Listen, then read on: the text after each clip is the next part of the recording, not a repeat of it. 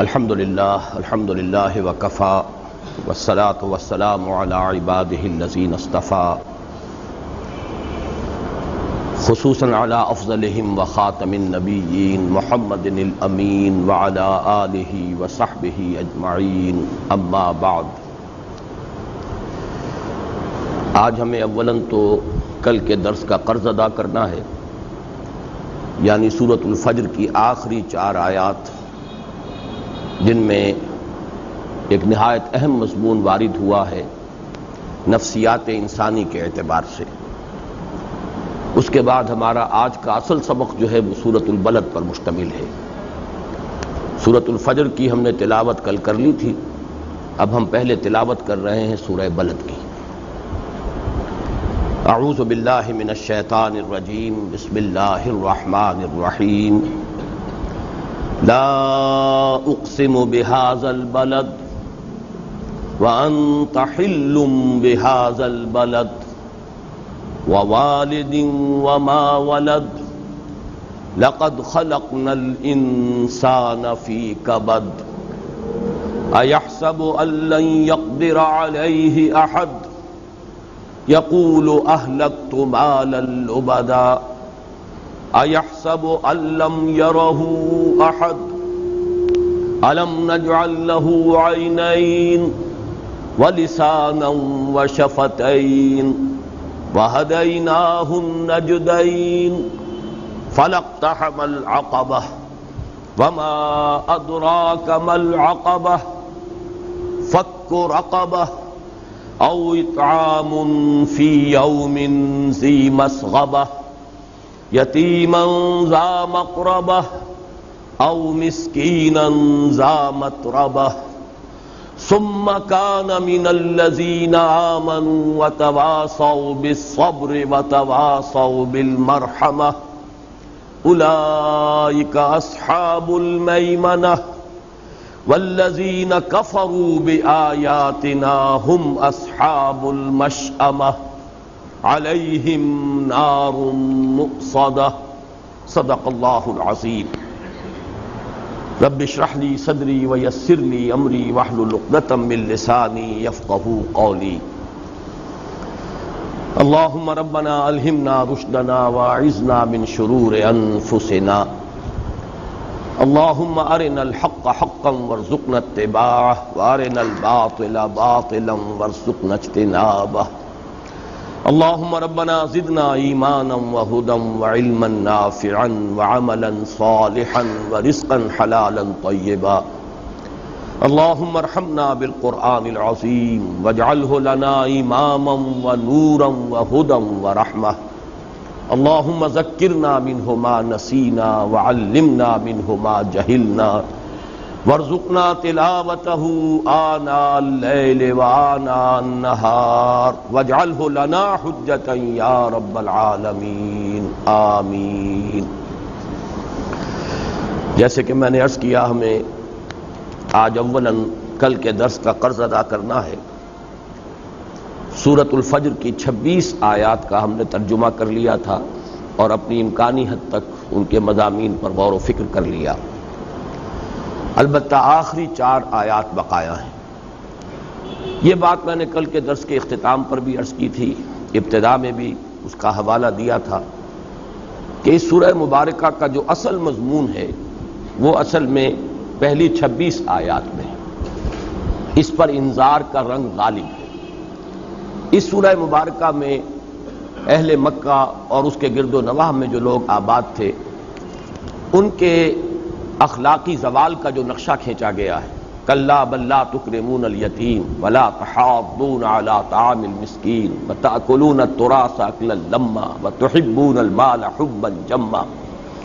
اور ابتدا میں جو قسمیں کھائی گئیں یہ جو مناسک حج سے متعلق ہیں، یہ گویا کہ کنٹراسٹ دکھایا گیا کہ تم مدعی کس بات کے ہو، تم دین حنیفی پر ہونے کے دعوے دار ہو، تمہارے کردار کی پستی کا یہ عالم ہے۔ اب تم جس انجام سے دوچار ہوگے وہ دنیا میں تو وہ انجام ہے جو قوم عاد، قوم سمود، آل فرعون کا ہو چکا اور تم اس سے واقف ہو، اور آخرت میں وہ انجام ہے جو کل آخری 2 آیات میں آیا فَيَوْمَئِذٍ لَا يُعَذِّبُ عَذَابَهُ أَحَدٌ وَلَا يُوثِقُ وَثَاقَهُ أَحَدٌ۔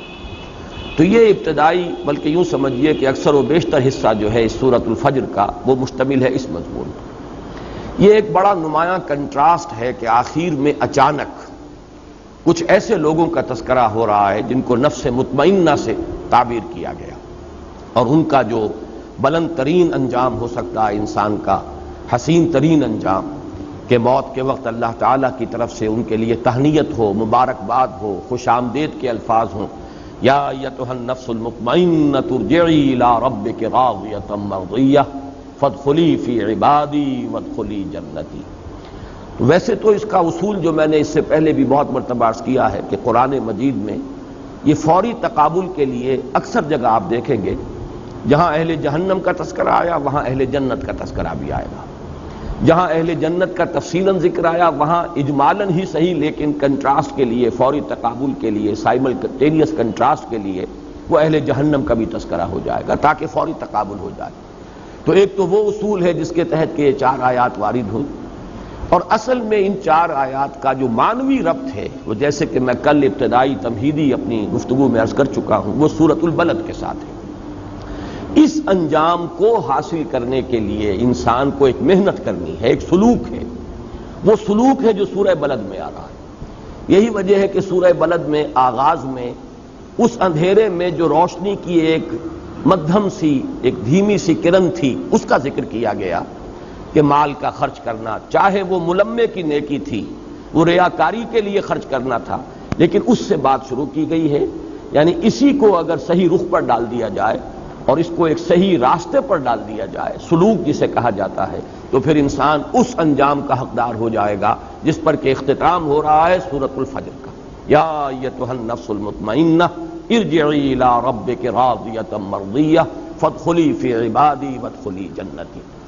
آج تمہید میں اسی پر اکتفا کیجئے، اب آئیے کہ ہم ان آیات پر غور کریں۔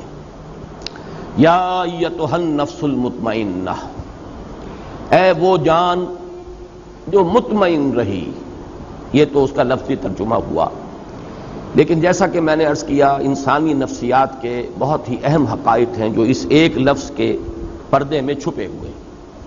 یہ وہ مضامین ہیں جو میں نے اپنے درس کے دوران مختلف مواقع پر بیان کیے ہیں، لیکن جیسے میں نے اس سال اپنے تنظیم اسلامی کے سالانہ اجتماع میں بھی اور انجمن کے محاضرات میں بھی کوشش کی کہ بعض جو بنیادی اور اہم مضامین ہیں ہمارے دین کے اور قرآن حکیم کے جو بنیادی تھیمز ہیں، ان پر میں نے اپنی سوچ کو اپ ڈیٹ کیا، اور آخری جو نتائج ہیں آج کی تاریخ تک وہ میں نے گویا کہ کوشش کی کہ میں انہیں ایک ترتیب کے ساتھ بیان کروں۔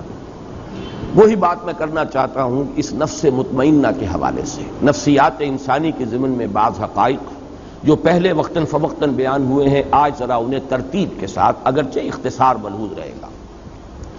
سب سے پہلے یہ نوٹ کیجئے کہ نفس کا لفظ قرآن مجید میں 3 معنی میں آیا ہے۔ ایک اس کے معنی ہے کوئی شخصیت، مکمل شخصیت، کسی کی ذات پوری کی پوری ذات۔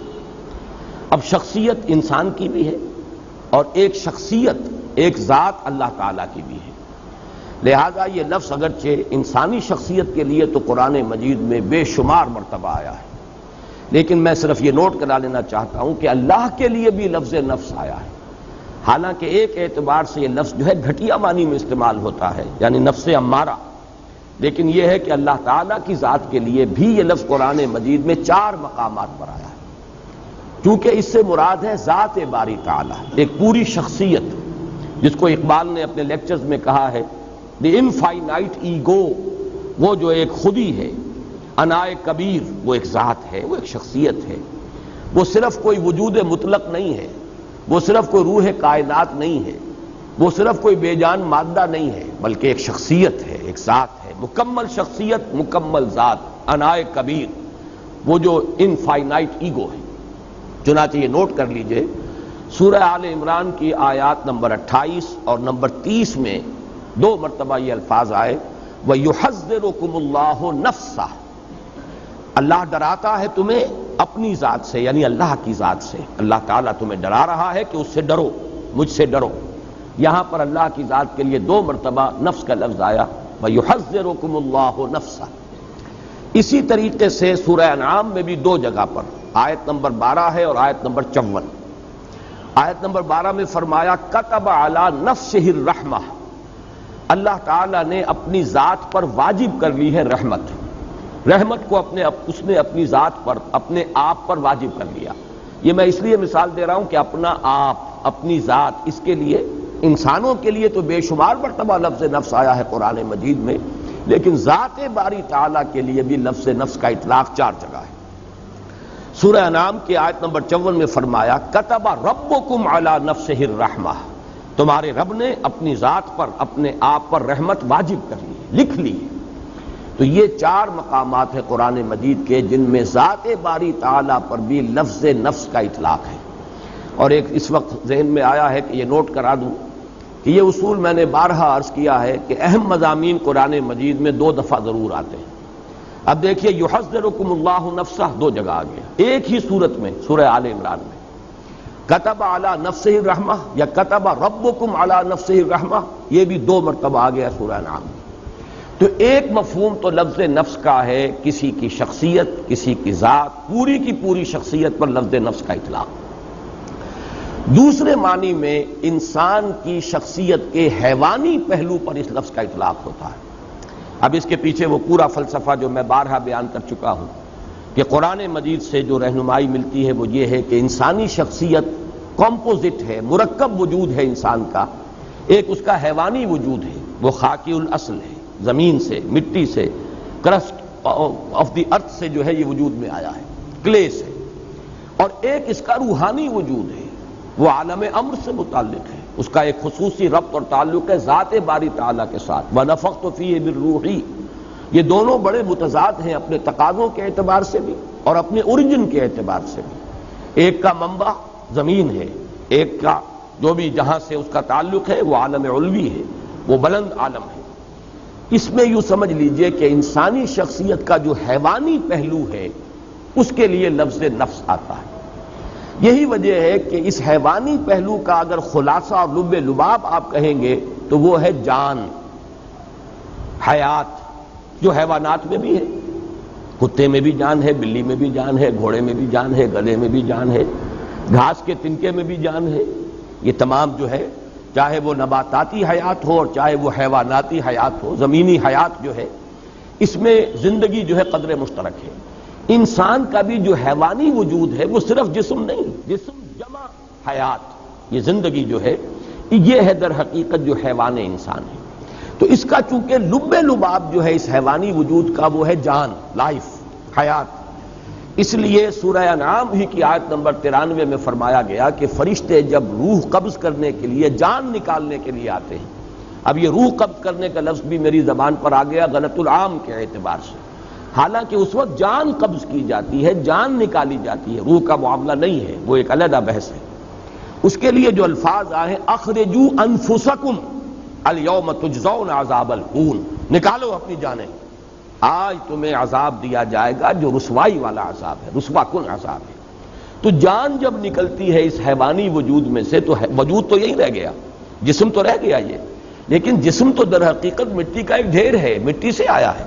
اس کا جو اصل حاصل ہے خلاصہ، جیسے کہ کتے میں اس کی جان جو ہے وہ اصل شے ہے، ورنہ اس کے بعد جو ہے گل سڑ جائے گا اور اس کا کوئی حقیقی وجود نہیں ہے۔ اسی طرح حیوانی وجود جو انسان کا ہے اس کا بھی اصل لب لباب جان ہے، حیات ہے، لائف ہے، باقی ورنہ یہ جسم جو ہے یہ تو تحلیل ہو کر اور منتشر ہو کر مٹی میں مل جائے گا۔ تو جان کے لیے بھی اس قرآن مجید میں لفظ اخرجوا انفسکم، نکالو اپنی جانیں۔ اور یہی دوسرا پہلو ہے کہ جس کے لیے سورہ یوسف کی آیت نمبر 53 میں اور جو 13ویں پارے کی پہلی آیت ہے اس میں لفظ آیا ہے ان النفس لامارۃ بالسوء۔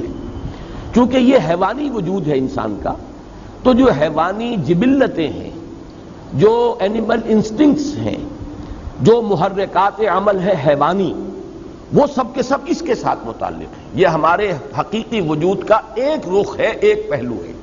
یہ آدھا وجود ہے انسان کا جو حیوانی وجود ہے، اس اعتبار سے اس کے لیے نفس کا لفظ آیا، لیکن نفس کے ساتھ صفت آئی ان النفس لامارۃ بالسوء، جس کے لیے کہ ہمارے ہاں عام طور پر، خاص طور پر صوفیانہ لٹریچر میں نفس امارہ کا لفظ استعمال ہوتا ہے، حالانکہ قرآن مجید میں یہ ترکیب اس طور سے نہیں آئی۔ النفس الامارہ یہ لفظ نہیں آیا، ان النفس لامارۃ بالسوء، یعنی یہ جو حیوانی نفس ہے انسان کا، یہ تو لازماً برائی کا حکم دے گا۔ کیوں دے گا؟ اس لیے کہ یہ اینیمل انسٹنکٹس جو ہیں یہ بلائنڈ ہیں۔ انسان کو بھوک لگتی ہے، پیٹ کھانے کو مانگتا ہے، اسے اس سے غرض نہیں ہے کہ وہ حلال کھانا کھا رہا ہے یا حرام کھا رہا ہے، اسے تو اپنی بھوک کی سیٹسفیکشن درکار ہے۔ پھر یہ کہ وہ فی نفسہ ہی وہ گوشت جو ہے چاہے بکری کا ہے اور چاہے وہ سور کا ہے، نفس کو تو اس سے بھی تعلق نہیں۔ پھر بکری کا بھی ہے تو حلال ذریعے سے کمایا گیا یا حرام ذریعے سے کسی کی جیب کاٹ کر جا کر بکری کا گوشت خرید لیا گیا، ان چیزوں سے نفس کو بحث نہیں۔ اسے تو جو بھی ٹینشن اندر ڈیولپ ہو جاتا ہے، بھوک کا ٹینشن انسانی نفس کے اندر، اسے اپنی تسکین چاہیے، اور وہ تسکین پیٹ کو بھرو۔ اسی طرح شہوت ہے، جنسی جذبہ ہے، وہ تو اپنی تسکین چاہتا ہے، گریٹیفیکیشن چاہتا ہے، اسے اس سے غرض نہیں حرام راستے سے ہو، حلال راستے سے ہو، برائی سے ہو، بھلائی سے ہو، جائز سے ہو، ناجائز سے، اسے اس کی کوئی غرض نہیں۔ تو یہ جو انسان کے جو حیوانی جبلتیں ہیں، حیوانی انسٹنکٹس ہیں، یہ جو اس کے محرکات عمل ہے حیوانی، یہ رجحانات و میلانات جو حیوانی ہیں، یہ چونکہ اندھے ہیں، انہیں خیر اور شر اور انہیں حلال و حرام اور جائز و ناجائز سے بحث نہیں ہے، لہذا ان کے لیے فرمایا گیا یہ تو برائی کا حکم دیں گے۔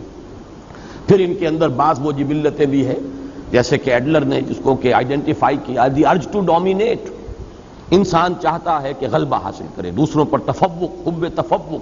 اب اس میں بھی انسان اندھا ہو جاتا ہے، جائز راستے سے ہو، ناجائز سے ہو، لوگوں کے حقوق تلف کر کے ہو، لوگوں پر اپنا جو ہے قہاری اور اپنے جبر کو مسلط کرنے سے ہو، لیکن چاہتا ہے انسان کہ اسے تفوق اور فوقیت حاصل ہو جائے۔ یہاں یہ نوٹ کر لیجئے کہ در حقیقت جدید نفسیات جو ہے وہ انسانی شخصیت یا نفسیات انسانی کے صرف اس پہلو سے بحث کرتی ہے، کیونکہ روحانی وجود اس کے دائرہ تحقیق و تفتیش سے خارج ہے۔ نظر آنے والا وجود یہی ہے، ایکسپیریمنٹ کا اگر موضوع بن سکتا ہے یہی وجود بن سکتا ہے۔ آج کل کی سائیکالوجی جو ہے وہ ایکسپیریمنٹل سائیکالوجی ہے، وہ اس کا اصل اس کی اساس فزیولوجی پر ہے۔ علم عضویات جو ہے انسان کے جو اعضاء ہیں ان کا وظائف الاعضاء، یہ اس کی بنیاد ہے، اور اس کے لیے سائنٹیفک اب تحقیقات ہوتی ہیں۔ نظریاتی پہلو اس میں بہت کم رہ گیا ہے، اصل جو ہے عضویاتی پہلو ہے اور سائنٹیفک اور حقائق کے پہلو ہے۔ تو ظاہر بات ہے اس کا موضوع بنے گا انسان کا یہ حیوانی وجود، یہی ہے کہ جس کو آپ دیکھ سکتے ہیں، اس کی تحلیل کر سکتے ہیں، اس کا تجزیہ کر سکتے ہیں۔ تو یہ جو موضوع ہے جدید نفسیات کا، اس میں کوئی شک نہیں کہ ماننا پڑتا ہے کہ بہت سے ماہرین نفسیات جو ہیں، جدید نفسیات کے ماہر، انہوں نے واقعتاً بڑی گہرائی میں مشاہدہ کیا ہے، اگرچہ جو اس پر انہوں نے پھر جو نظریات ڈیولپ کیے ہیں، چونکہ یکرخا مطالعہ ہے ان کا، انسان کی پوری شخصیت تو ان کے موضوع غور و فکر کا موضوع ہی نہیں ہے، انسان کا جو روحانی وجود ہے وہ ان کے دائرہ تحقیق و تجسس میں آتا ہی نہیں، لہذا وہ یک طرفی بات ہے۔ جیسے کہ دجال کے بارے میں، فتنہ دجالیت کے بارے میں کہا کہ وہ یک طرفہ ایک ترقی ہے انسان کی، مادی علم کی ترقی ہو رہی ہے، ٹیکنالوجی کی ترقی ہو رہی ہے، روحانیات و اخلاقیات جو ہیں وہ پستی میں چلے جا رہے ہیں، ایک آنکھ والا معاملہ ہے۔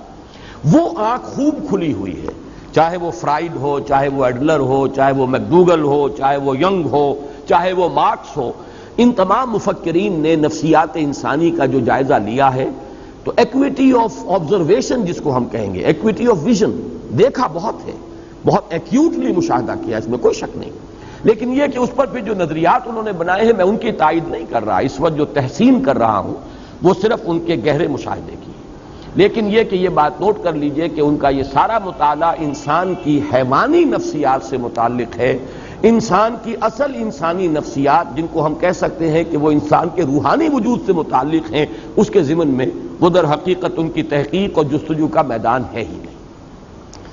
اب تیسری بات نوٹ کیجئے کہ اصلاً اسلام اور قرآن نے جو ہدایت ہمیں دی ہے اس کے بارے میں پہلی بات تو میں عرض کر چکا ہوں کہ یہ کمپوزٹ وجود ہے، حیوانی وجود اور ایک روحانی وجود، لیکن قرآن سے ہمیں یہ معلوم ہوتا ہے کہ ایک حقیقت اور ہے انسان کے اندر جو ان دونوں کے بین بین ہے۔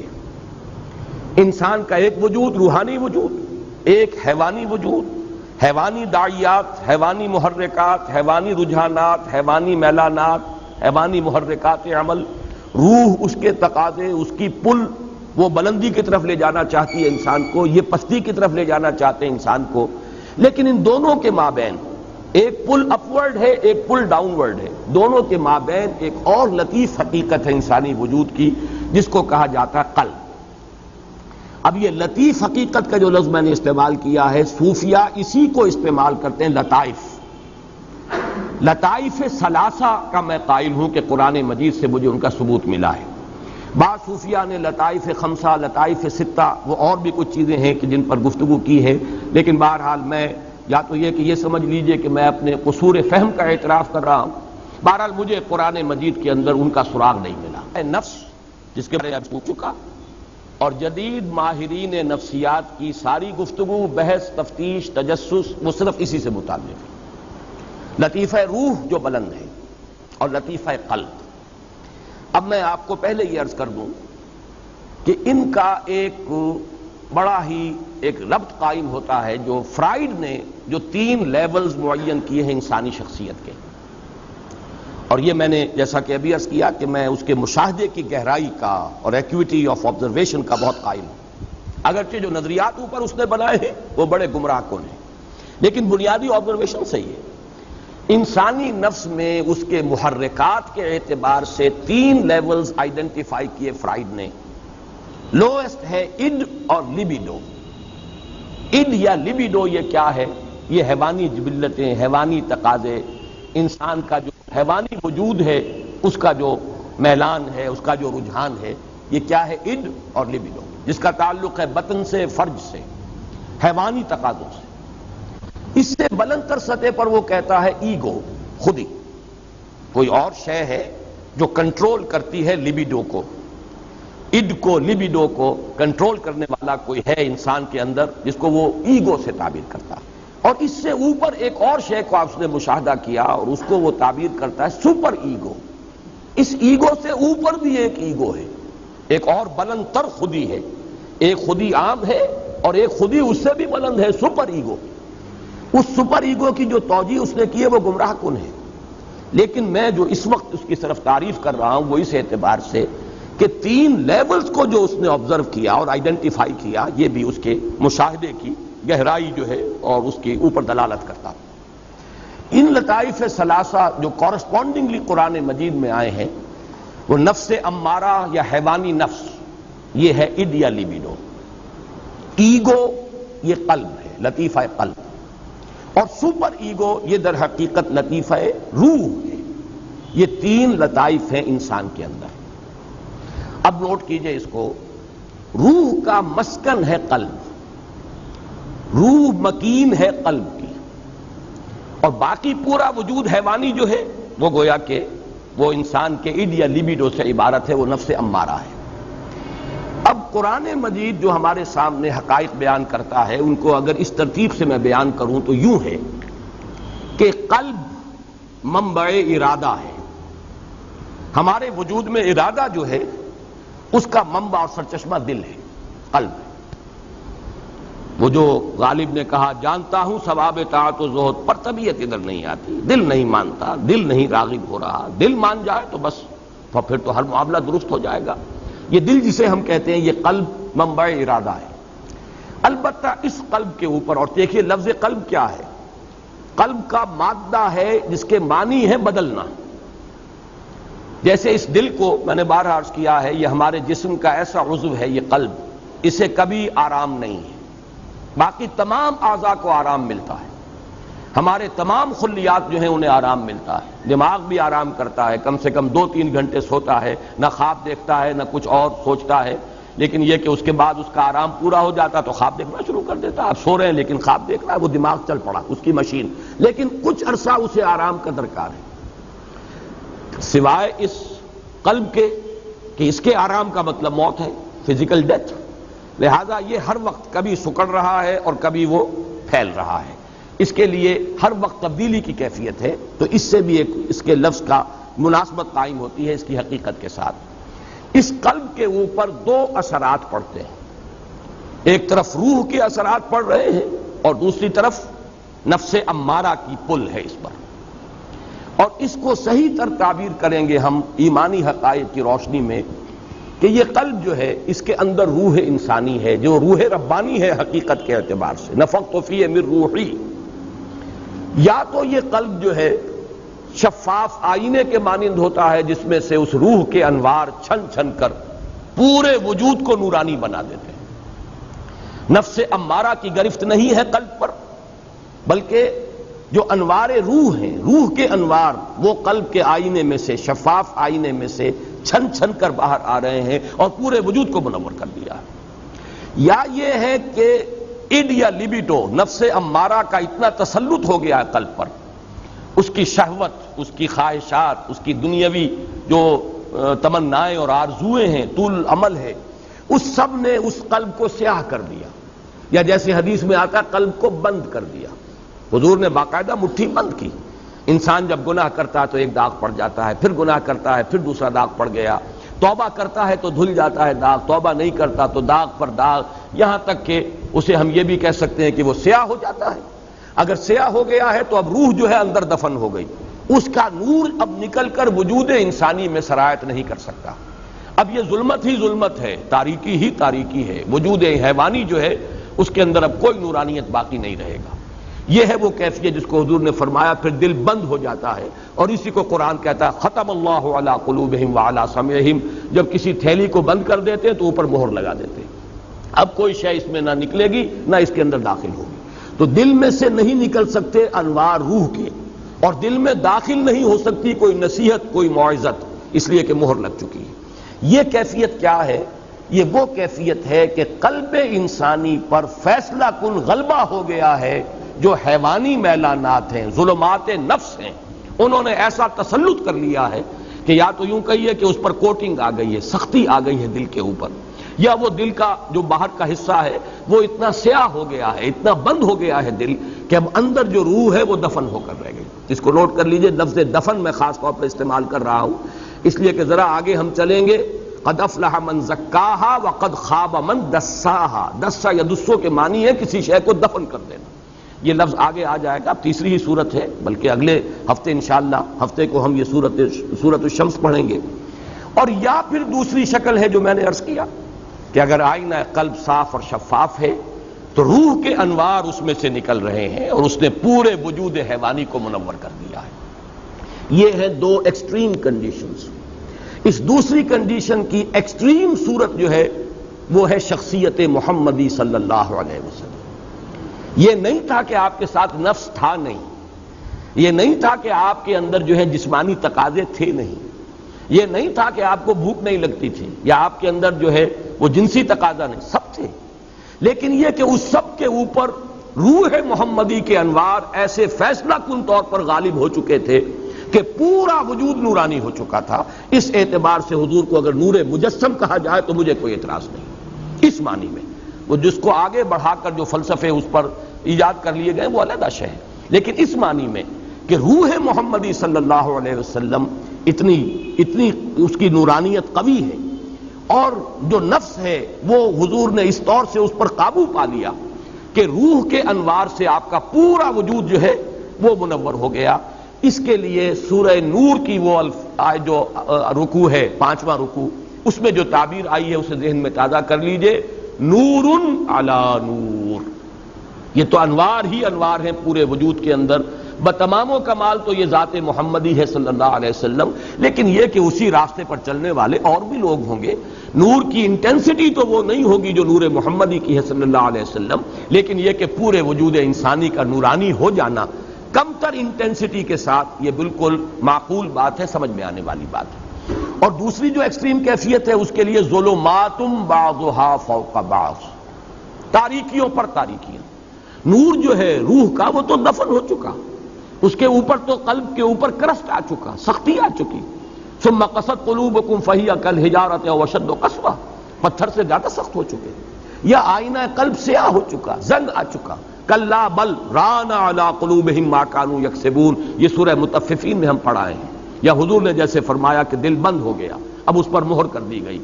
یہ ہے ظلمات بعضها فوق بعض۔ البتہ ایک تیسری کیفیت ہے بین بین، یہ قلب جو ہے کبھی ادھر کبھی ادھر، آپ یوں سمجھیے کہ 90% انسان اسی کیفیت میں ہوں گے۔ وہ لوگ کہ جن پر اس طریقے سے حیوانیت کا غلبہ ہو چکا ہو کہ کوئی خیر کا وجود ہی نہ رہے، یہ بھی ایکسٹریم لوگ کم ہوتے ہیں۔ کوئی نہ کوئی جھوٹی نیکی، ملمے کی نیکی، دکھاوے کی نیکی، ڈاکوؤں کے ہاں، جیب کتروں کے ہاں، بستہ الف اور بستہ بے کے بدماشوں کے ہاں، رنڈیوں کے ہاں، یعنی آبرو باختہ عورتوں کے ہاں ہوتی ہے کوئی نہ کوئی۔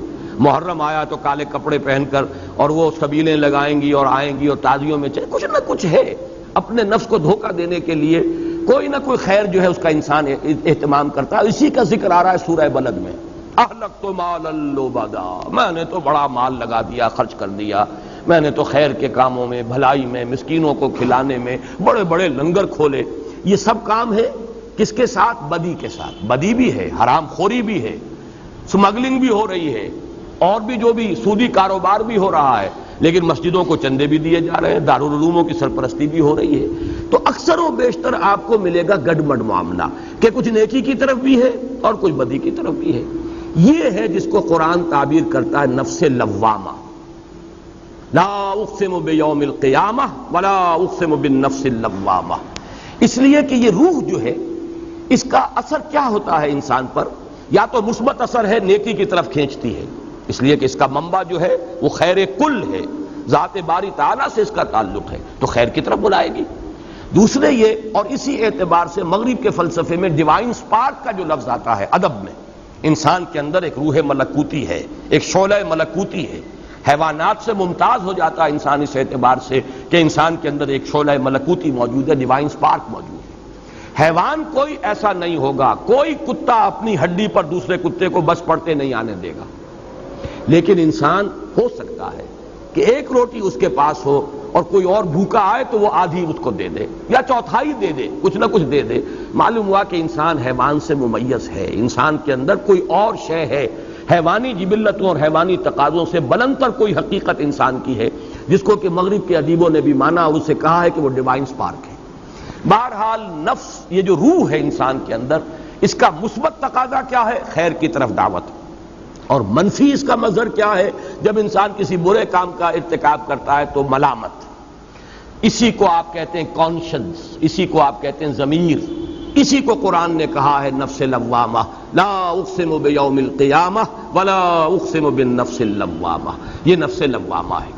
تو گویا کہ یہ جو ہماری صوفیانہ اصطلاحات ہیں، نفس امارہ، نفس امارہ سے مراد ہمارا حیوانی وجود، جو بلائنڈ ہے اسے خیر شر سے، حلال حرام سے، جائز ناجائز سے کوئی بحث نہیں۔ اگر یہ غالب آ گیا تو ظلمات بعضها فوق بعض، کوئی ملمے کی نیکی بھی نظر نہیں آئے گی، جھوٹ موٹ کی بھی کوئی روشنی نظر نہیں آئے گی۔ اور دوسرا کیا ہے؟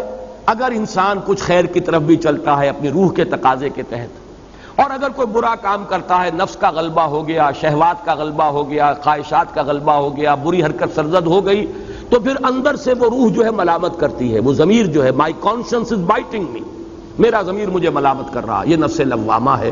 اس کو تعبیر کرتے ہیں یہ نفس کی اس سے ایک بہتر اور اعلیٰ تر شکل ہے۔ بلند ترین شکل جو ہے وہ نفس مطمئنہ، جبکہ انسان کی روح کو تمکن حاصل ہو جائے وجود انسانی پر۔ نفس ہے لیکن نفس اب انسان کو ڈکٹیٹ نہیں کر سکتا، غلط راستے پر نہیں لے جا سکتا، جس کو حضور نے تعبیر کیا ہے، چونکہ اس کی کامل مثال میں عرض کر چکا ہوں، صرف ذات محمدی ہے صلی اللہ علیہ وسلم، کہ حضور نے جب فرمایا کہ ہر انسان کے ساتھ ایک شیطان ہوتا ہے، اور کسی نے بڑی ہمت کی جو پوچھ لیا کہ حضور کیا آپ کے ساتھ بھی شیطان ہے؟ آپ نے فرمایا ہاں ہے، لیکن میں نے اسے مسلمان کر لیا، یعنی وہ شیطان بھی ہے، وہ نفس بھی ہے، لیکن میں نے اسے مسلمان کر لیا، میرا اس کے اوپر کنٹرول ہے، میں قابو یافتہ ہوں، اور جب قابو یافتہ ہوں تو میری روح جو ہے انوار میرے وجود کو منور کیے ہوئے ہیں۔ یہ ہے وہ کیفیت جس کو نفس مطمئنہ۔ یہاں اب میں چاہتا ہوں کہ اس کے ساتھ دوسرا لفظ اب ایڈ کریں، مطمئنہ سے مراد کیا ہے؟ یا ایتھا النفس المطمئنہ۔ ابھی تک میں نے عرض کیا ہے کہ نفس کا لفظ مکمل شخصیت کی توجیہ کے لیے بھی آتا ہے، تعبیر کے لیے۔ نفس ہمارے صرف حیوانی وجود کے تقاضے کے لیے بھی آتا ہے، جس کا خلاصہ اور لب لباب ہے ہماری جان، اور اسی معنی میں وہ نفس امارہ کا لفظ استعمال ہوتا ہے۔ پھر نفس بحیثیت کل جب آئے گا تو نفس مطمئنہ، یہ پوری انسانی شخصیت کی وہ کیفیت کہ جس میں انسان کا لطیفہ روح جو ہے اس درجے غالب آ چکا ہے پورے وجود پر کہ وہ لطیفہ نفس جو ہے وہ ہوتے ہوئے بھی غیر مؤثر ہو گیا اور تمکن حاصل ہو گیا اس کے پورے وجود پر، حکمرانی اور تسلط جو ہے وہ ہو گیا ہے اس کے روحانی وجود کا۔ اب مطمئنہ کسے کہتے ہیں؟ اطمئنان، یہ ہم اردو میں اس کو لکھتے ہیں تو اطمینان لکھتے ہیں یہ کے ساتھ، عربی میں اصل میں یہ لفظ ہے اطمئنان حمزہ کے ساتھ۔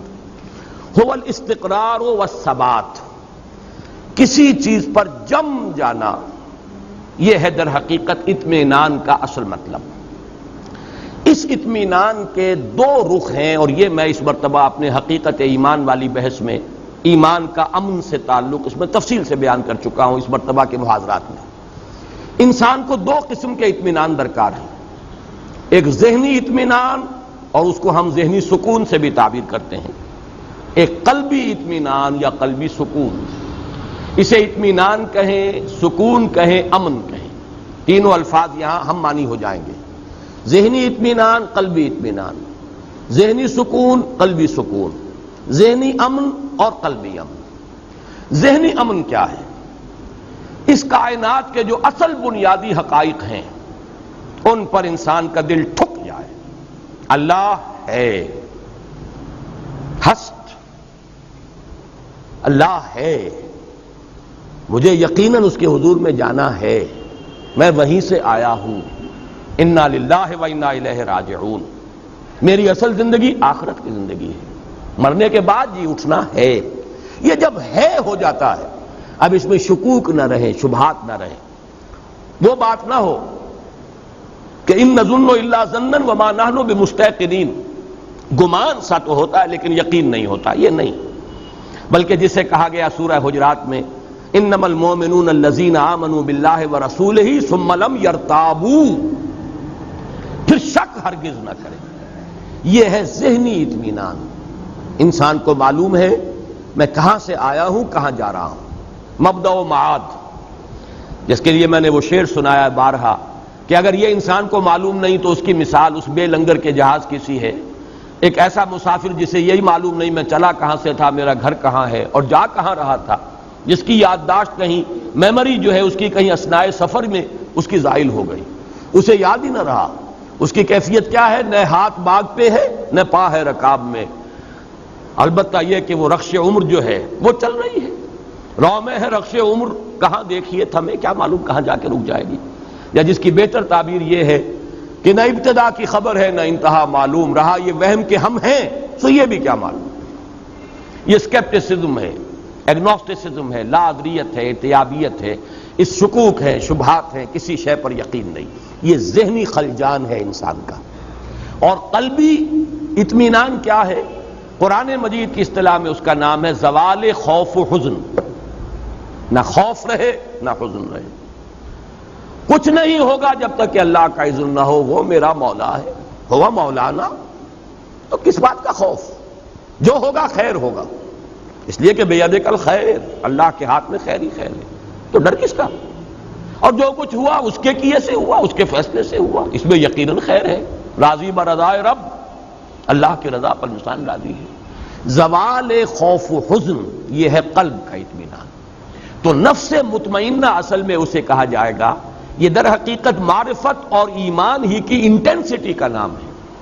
اسی کے لیے دوسری اصطلاح احسان ہے، احسان اس کا عملی پہلو ہے، اور اس کی داخلی کیفیت جو ہے وہ اطمینان والی، ذہن بھی مطمئن اور دل ٹھکا ہوا، دل بھی قائم، اس کے اندر خوف اور حزن کے کیفیتیں جو ہیں وہ سوائے جیسے کہ میں نے کل عرض کیا تھا ایک طبعی سا اثر، اگر کسی چیز نے کاٹا ہے ایک دم ہاتھ جو ہے آپ کا ہل گیا، درد محسوس ہوا، ٹھیک ہے، یہ طبعی اثر ہے اس کا، لیکن نفسیاتی اثر نہیں کہ اس کی وجہ سے کوئی غم لاحق ہو جائے، کوئی انسان کے اوپر جو ہے مایوسی کی کیفیت طاری ہو جائے، کوئی زبان سے اللہ کے لیے شکوہ اور شکایت کے الفاظ نکل جائیں، نالا و شیون، یہ نہیں، بلکہ یہ کہ اس کے اوپر ضبط ہے مکمل۔ یہ ہے در حقیقت زوال خوف و حزن، الا ان اولیاء اللہ لا خوف علیہم ولا هم یحزنون۔ تو اب یوں سمجھیے کہ لفظ احسان، لفظ مرتبہ ولایت، الا ان اولیاء اللہ لا خوف علیہم ولا هم یحزنون، یہ دونوں مساوی ہیں نفس مطمئنہ کی۔ جو کیفیت اس لفظ احسان میں ہے، جو کیفیت مرتبہ ولایت کی ہے، وہی نفس مطمئنہ ہے۔ البتہ اب آخری بات جو اس کے لیے میں عرض کرنا چاہتا ہوں وہ یہ ہے، اس صورت میں خاص تعلق کیا ہے اس نفس مطمئنہ کا؟ یا ایتھا النفس المطمئنہ، اس کا تعلق اس صورت کے ساتھ کیا ہے وہ نوٹ کر لیجئے۔ اب میں نے عرض کیا تھا اس سورہ مبارکہ یعنی سورۃ الفجر کی بنیادی مرکزی اہم ترین آیات کیا ہیں؟ فَأَمَّا الْإِنسَانُ إِذَا مَا ابْتَلَاهُ رَبُّهُ فَأَكْرَمَهُ وَنَعَّمَهُ فَيَقُولُ رَبِّي أَكْرَمَنِ وَأَمَّا إِذَا مَا ابْتَلَاهُ فَقَدَرَ عَلَيْهِ رِزْقَهُ فَيَقُولُ رَبِّي أَهَانَنِ۔ اور میں نے کل لفظ ایک استعمال کیا تھا کہ پینڈولم ہے، جیسے اب تو وہ گھنٹے رہے نہیں، وہ جو کوئی بڑا گھنٹا جو ہے دیواروں پر ہوتا تھا اور اس کا پینڈولم کبھی دائیں بائیں مسلسل چل رہا ہے۔ یہ پینڈولم سمجھیے کہ انسان پر جو حالات وارد ہوتے ہیں اس دنیا میں، اگر خوشگوار حالات ہیں، کھانے کو فراوانی سے مل رہا ہے، آسائش ہے، آرام ہے، شہرت بھی اچھی ہے، دنیا میں عزت بھی ہے، اب خوش ہے انسان، دل کی کلی کھلی ہوئی ہے۔ ذرا تکلیف آ گئی، ذرا مصیبت آ گئی، تنگی آ گئی، کوئی اور کسی اعتبار سے نقصان ہو گیا، اب انسان پر گھٹن طاری ہو گئی اور اس کی ایک مایوسی کی سی کیفیت طاری ہو گئی، یا تو پھولے نہیں سما رہا یا مایوس ہو گیا۔ یہ ہے پینڈولم۔ جتنا جتنا اس پینڈولم کا سوئنگ زیادہ ہوگا اتنا ہی انسان معرفت سے محروم اور حقیقت سے محجوب ہے۔ یہ انورسلی پروپورشنل ہوگا معاملہ، جتنی معرفت میں بلندی ہوگی، ترقی ہوگی، پینڈولم کا سوئنگ کم ہو جائے گا، یہاں تک کہ معرفت کا ایک مقام وہ آئے گا چٹان کے مانند انسان کھڑا ہوگا، کوئی کیفیت اس پر اثر انداز نہیں ہو رہی۔ جیسے چٹان ہے، کوئی بہت منہ زوردار دریا ہے اور اس کی موجیں آ کر تھپیڑے لگا رہی ہیں، اس چٹان کو کوئی نقصان نہیں، اس پر کوئی اثر نہیں۔ یا کوئی بڑا سا پتھر بھی آ گیا لڑکتا ہوا پانی کے اندر، دریائے کنہار میں تو نظر ہی آ جائے گا آپ کو، لیکن اس چٹان سے کیا کرے گا؟ سر پھوڑے گا اور خود چل دے گا، خود ٹوٹ جائے گا، چٹان کو کچھ نہیں کہہ سکتا۔ وہ چٹان کے مانند بدلتے ہوئے حالات میں انسان اگر قائم ہے، یہ ہے نفس مطمئنہ۔ خوشی آ گئی تو ٹھیک ہے، اللہ کا فضل ہے، اللہ کا شکر ہے، لیکن یہ کہ اس کے اوپر اترانا، فرح فخور، نہیں، یہ کیفیت نہیں ہو سکتی۔ اسی طرح تکلیف آ گئی، اللہ کی طرف سے ہے، آزمائش ہے، اس میں بھی میرا کوئی خیر مضمر ہے۔ اگر کوئی عزیز فوت ہو گیا، اللہ کی شے تھی، اللہ نے لے لی۔ جیسے کہ میں نے کئی مرتبہ آپ کو سنایا، میرے والد مرحوم نے اپنا مشاہدہ بیان کیا، حالانکہ وہ کوئی زیادہ مذہبی شخصیت نہیں تھے، خاص طور پر یہ تصوف کے کوچے میں ان کا کوئی بھی ان کا گزر نہیں تھا، لیکن ایک بزرگ تھے ہمارے حصار میں، جو میرا قصبہ ہے، ذاتی میری پیدائش کا مقام بھی ہے، اور وہیں تقریباً یوں سمجھیے کہ زندگی کے 15 برس گزرے ہیں۔ تو وہاں ایک بزرگ تھے مظفر علی خان، اور ان کے پھر یہ جو خلیفہ تھے عبد الصمد خان، وہ ہیں جو رینالہ خرد میں دفن ہیں اور جن کے نام کی تختی لگی ہوئی ہے، مسلم مسجد کا سنگ بنیاد انہوں نے رکھا تھا۔ ان کے جو بزرگ تھے، ان کے جو مرشد تھے مظفر علی خان، ان کا مشاہدہ والد صاحب نے خود بتایا ہے۔ 1919 میں غالباً کوئی پلیگ آئی تھی یا کوئی بہت بڑا انفلوئنزا آیا تھا، بڑی ایک وبائی کیفیت تھی۔ 2 جوان بیٹے ان کے، اور یہ کیمبل پور کی طرف کے پٹھان تھے، یعنی سرخ و سفید رنگت کے بڑے خوبصورت 2 بچے، ایک دن ایک گیا، اگلے دن دوسرا گیا۔ والد صاحب کہتے ہیں کہ میں ان کے پاس گیا ہوں، خیال تھا یہ کہ کچھ دیکھیں گے، لوگ تعزیت کر رہے ہوں گے، لیکن ان کا چہرہ جیسے ہمیشہ دمکتا ہوا ہوتا تھا ویسے ہی دمکتا ہوا اس دن بھی تھا۔ کوئی تعزیت کرتا تھا تو کہتے بھائی ٹھیک ہے، کوئی بات نہیں، اللہ کی چیز تھی، اللہ نے لے لی، وہ کہیں ختم تو نہیں ہو گئے، اللہ کے ہاں چلے گئے ہیں۔ یعنی یہ کہ موت زندگی کا وقفہ ہے، یعنی آگے بڑھیں گے دم لے کر۔ جہاں میں اہل ایمان صورت خورشید جیتے ہیں، ادھر ڈوبے ادھر نکلے، ادھر ڈوبے ادھر نکلے، فرق کیا ہے؟ آپ کا بچہ امریکہ چلا گیا ہے، آپ کو کوئی رنج اور افسوس تو نہیں ہوتا۔ اسی طریقے سے اگر بچہ فوت ہو جائے تو وہ کہیں ختم تو نہیں ہو گیا، وہ چلا گیا ایک دوسرے عالم میں منتقل ہو گیا۔ صرف یہ کہ امریکہ اسی عالم کی ایک جگہ ہے اور وہ عالم دوسرا ہے، وہ انسین ہے، وہ ہمارے لیے اس وقت غیب کے پردے میں جو ہے وہ مستور ہے۔ یہ کیفیت ہے اصل میں نفس مطمئنہ۔ میں اس کے لیے آج 4 آیتیں آپ کو سنانا چاہتا ہوں۔ یہ پینڈولم کا سوئنگ جو ہے اس کو ذہن میں رکھیے۔ سورہ بنی اسرائیل کی آیت نمبر 83، وَإِذَا أَنْعَمْنَا عَلَى الْإِنسَانِ أَعْرَضَ وَنَأَىٰ بِجَانِبِهِ، جب ہم اس انسان پر نعمتوں کی بارش کرتے ہیں تو اعراض کرتا ہے، ہمیں بھول جاتا ہے، پہلوت ہی کر جاتا ہے۔ وَإِذَا مَسَّهُ الشَّرُّ كَانَ يَئُوسًا، اور جب کوئی تکلیف آتی ہے بالکل مایوس ہو کر چرمر ہو کر رہ جاتا ہے کہ اب کوئی اس کی زندگی میں نہ کوئی عزم ہے نہ ارادہ ہے، کمر ہمت ٹوٹ گئی۔ یہ ہے وہ جو میں جس کو کہہ رہا ہوں پینڈولم کا سوئنگ۔ اسی طرح سورہ شورى میں فرمایا وَإِذَا أَذَقْنَا الْإِنسَانَ مِنَّا رَحْمَةً فَرِحَ بِهَا، جب ہم انسان کو اپنے پاس سے رحمت کا مزہ چکھاتے ہیں